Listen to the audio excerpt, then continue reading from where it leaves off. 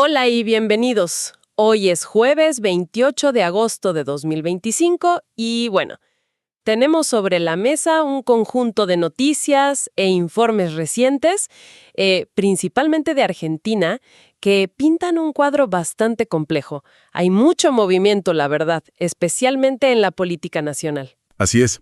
Las fuentes que tenemos cubren desde el clima y algunos avisos locales aquí en Misiones, que nos dan como un punto de partida, ¿no?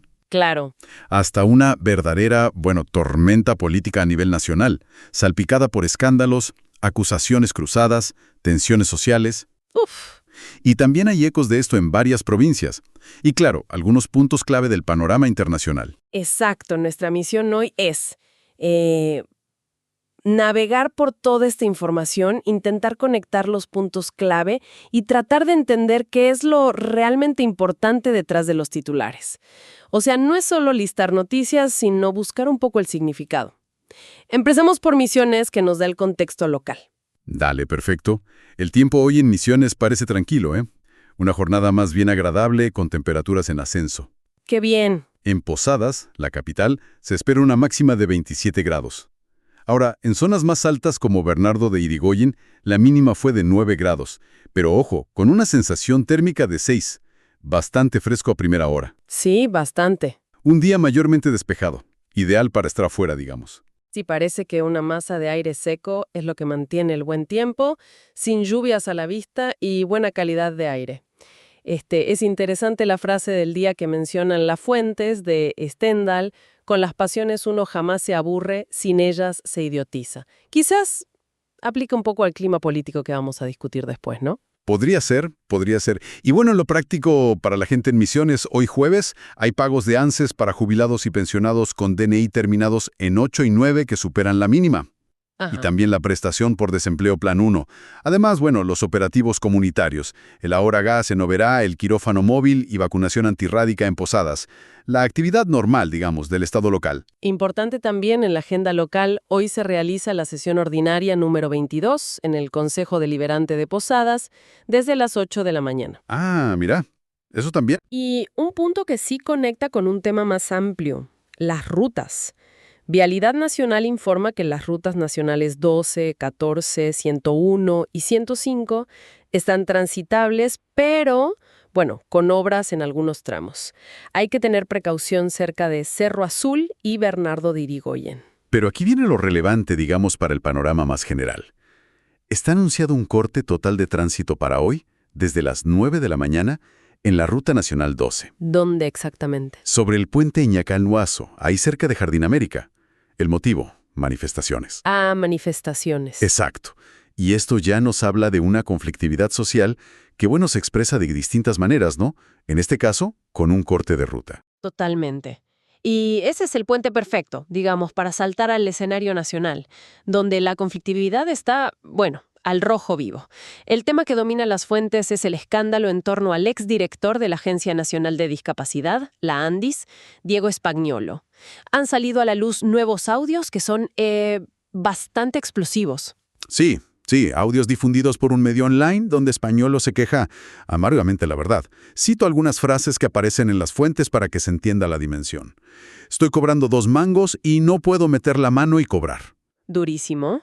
O que le manotean la caja a todo el mundo. Son expresiones muy fuertes, ¿no? Que alimentan las sospechas de corrupción o manejo irregular de fondos en una agencia tan sensible como la de discapacidad. Fiscal Franco Picardi es que se intentó eliminar información clave, chats importantes. Exacto. Y la especulación que recogen las fuentes, y es fuerte, es si esos chats borrados podrían involucrar a figuras del más alto nivel. Mencionan incluso al presidente Javier Milei o a su hermana y secretaria general de la presidencia, Karina Milei. Imagínate. Esto claramente eleva la temperatura política a niveles, muy altos. Además, en esos mismos audios Spagnuolo parece que no se guarda nada.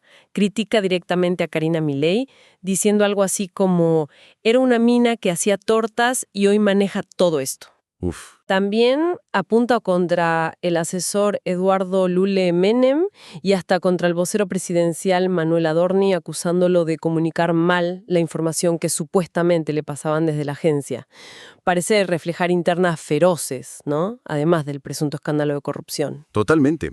Y es fascinante aquí ver las reacciones, ¿no? Desde el oficialismo la respuesta es, bueno, bastante unificada. Negar todo y hablar de operación política. El presidente de la Cámara de Diputados, Martín Menem, aunque admitió conocer a los dueños de la empresa suizo-argentina, que está mencionada en la causa, calificó todo como una monumental operación preelectoral. Claro, la estrategia. La línea es esa. El propio presidente Milei fue consultado en plena caravana de campaña y fue categórico, según reportan las fuentes. Todo lo que dice Spagnuolo es mentira, afirmó, y dijo que irían a la justicia. Sí. Y el jefe de gabinete, Guillermo Francos, en su informe ante el Congreso, usó exactamente la misma línea. Operación política, modus operandi populista en tiempos de campaña. La estrategia parece ser cerrar filas y contraatacar. Pero claro, como era de esperar, la oposición no se quedó callada. La figura de la expresidenta Cristina Fernández de Kirchner reapareció con un audio. Sí, vi algo de eso. Donde afirma textualmente que esto no es un relato cuca. Y fue muy directa al citar la frase atribuida a Spagnuolo sobre un supuesto 3% de coima que involucraría a la hermana del presidente. Tremendo. ¿Va directo al hueso? Sí. Y trazó un paralelo muy filoso, ¿no? Con la detención reciente de una concejal de Quilmes, preguntando, ¿y ahora qué hacemos cuando los acusados son el presidente, la hermana, su abogado y los primitos Menem? Es una intervención que busca claramente escalar el conflicto y poner al gobierno a la defensiva. Totalmente. Busca generar ese contraste. En ese mismo mensaje, Cristina Kirchner también apuntó contra el ministro de Desregulación, Federico Sturzenegger, conectando su filosofía con el caso del fentanilo adulterado, ¿te acordás? Sí, claro. Dijo que la desregulación también puede matar, argumentando que el Estado debe mantener controles, especialmente en salud. Es un ataque en múltiples frentes, Clarísimo. Y esta tensión no se queda solo en declaraciones, parece. Ayer hubo un incidente grave en Lomas de Zamora durante una caravana de campaña de Milei, su hermana y José Luis Espert. Sí, muy preocupante. Las fuentes reportan que les arrojaron piedras, hubo protestas de personas con discapacidad, el acto se tuvo que suspender y hubo 2 detenidos. Un hecho muy preocupante que refleja la polarización y la crispación social que hay, ¿no? La reacción de Milei en redes fue inmediata. Habló de cucas tirapiedras y redobló el llamado a votar contra el kirchnerismo. La polarización a full. A full. Por otro lado, figuras como Ricardo Alfonsín lamentaron el episodio, advirtiendo sobre los discursos de odio y citando aquello de «siembran vientos, cosechan tempestades». Es un llamado a la reflexión, ¿no?, sobre el clima que se está generando. Sí, una reflexión necesaria. Y hablando de Espert, otro dato que traen las fuentes. La justicia rechazó sobreseerlo por sus dichos de cárcel o bala contra dirigentes de izquierda. Parece que tuvo que cambiar de abogado. Ah, mira vos. Sí, son varios frentes judiciales y políticos abiertos simultáneamente para el oficialismo y sus aliados. No es solo uno. Definitivamente. Y mientras todo esto ocurre, hay otras noticias nacionales que también reflejan tensiones o, decisiones políticas significativas. Por ejemplo, esta decisión de que la TV pública no transmita el Mundial 2026. Sí, eso generó comentarios. Lo consideran un gasto excesivo. Es una medida de austeridad con un fuerte impacto simbólico, ¿no? Sin duda. Y las protestas sociales continúan, como decías. Ayer hubo otra marcha de jubilados pidiendo mejoras, con algunos roces con la policía, lamentablemente. Y hoy, un paro en el Hospital Garrahan, que es un hospital pediátrico de referencia nacional. Denuncian falta de personal, bajos salarios. Deterioro institucional, dicen. Son señales de malestar en sectores clave, sin duda. Sí. Y no podemos olvidar la situación del fotoperiodista Pablo Grillo, que sigue en terapia intensiva. Estable, pero con evolución neurológica en meseta, según dicen sus familiares. Esperemos que mejore. Ojalá. También se levantó un paro de controladores aéreos tras un acuerdo, pero bueno, la amenaza de conflicto sigue ahí, latente. Y un susto grande con el accidente de la diputada oficialista Rocío Bonacci, ¿no? Por suerte, fue sin consecuencias graves para ella y su padre. Un milagro, dicen. Sí, por suerte. En lo económico, un dato que puede pasar desapercibido pero es relevante. El gobierno subió un poquito el impuesto al gas natural. Apenas, ¿no? Del 6,6 al 6,8%. Sí, muy leve, pero es para financiar subsidios a zonas frías. Pequeños ajustes que, bueno, impactan en el bolsillo en un contexto de inflación y ajuste general. Exacto. Cada peso cuenta. Y si miramos el panorama federal que dibujan las fuentes, vemos que estas tensiones y problemáticas se replican o tienen sus propias versiones en las provincias.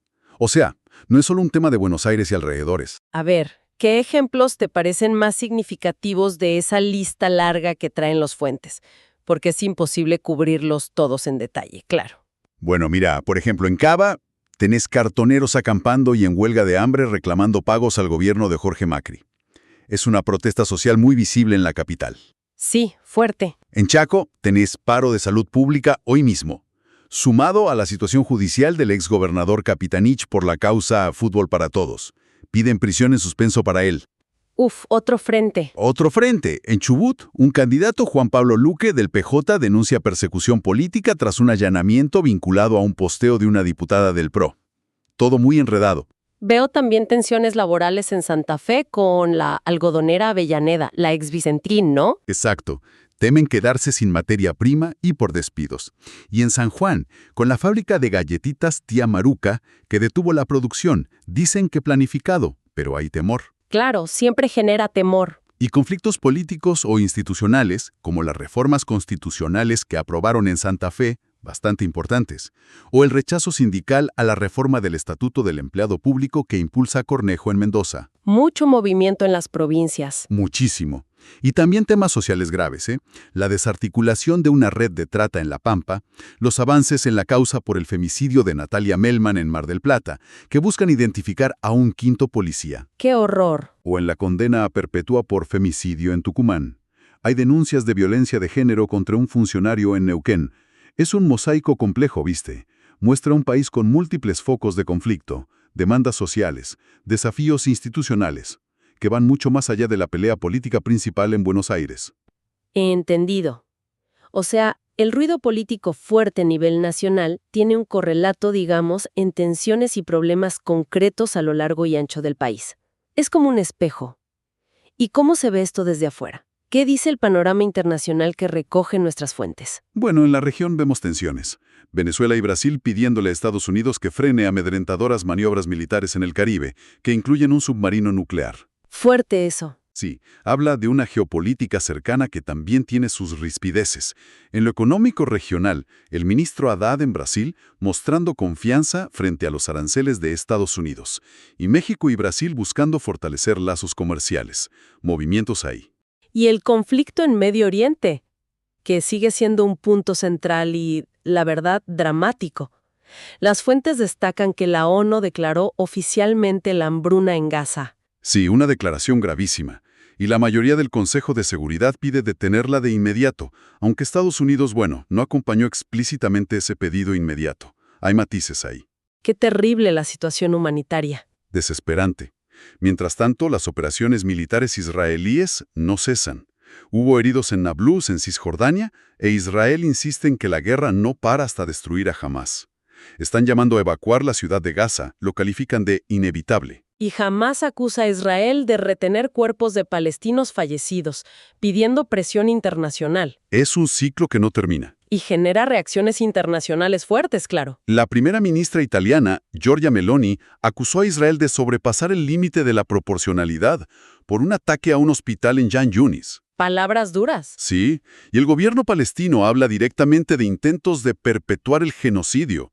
Son términos muy fuertes en la diplomacia internacional. Muchísimo. Además, Irán amenaza con revisar su cooperación nuclear si Europa reactiva sanciones, Siria denuncia nuevos ataques aéreos israelíes cerca de Damasco y Turquía.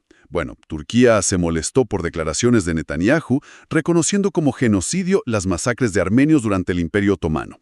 Es una región en constante ebullición, con múltiples frentes abiertos. Un panorama internacional muy, muy complejo, sin duda.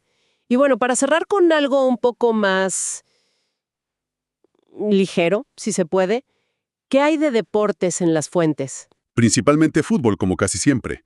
Lionel Messi sigue, como dicen ahora, on fire en Estados Unidos.